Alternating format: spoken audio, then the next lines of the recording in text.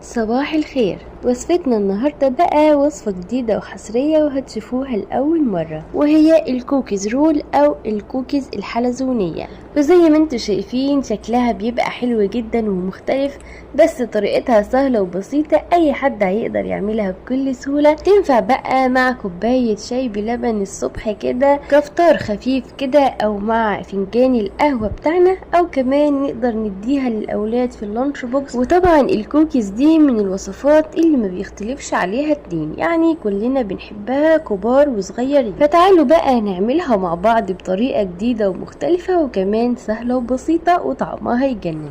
اول حاجة معايا كوباية الا ربع من الزبدة، وتكون بدرجة حرارة المطبخ، يعني تكون طرية مش سايحة، وعليها معلقتين من الزيت. وكمان معايا كوباية الا ربع من السكر، وعليها معلقة كبيرة من العسل الاسود، وده طبعا بديل للسكر البني.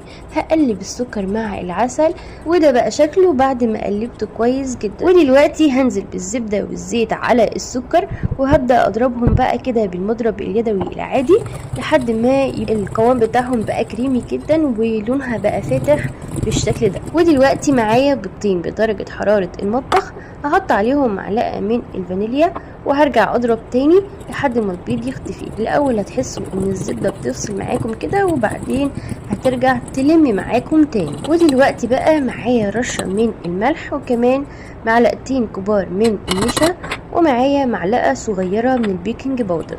هقلبهم بقى كويس جدا كده. وبعدين معايا كوبايتين من الدقيق، وطبعا نفس المج اللي عايرت بيه الزبدة هو اللي بعاير بيه الدقيق، وكل المقادير.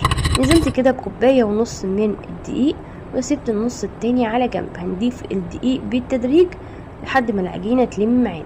اول حاجة ضفت كوباية ونص، وبعدين ضفت نص كوباية تاني، ودلوقتي هنضيف نص كوباية تاني. يبقى هي كده اخدت معايا كوبايتين ونص من الدقيق. وطبعا كل نوع دقيق بيختلف عن التاني، فضيفوا الدقيق كده بالتدريج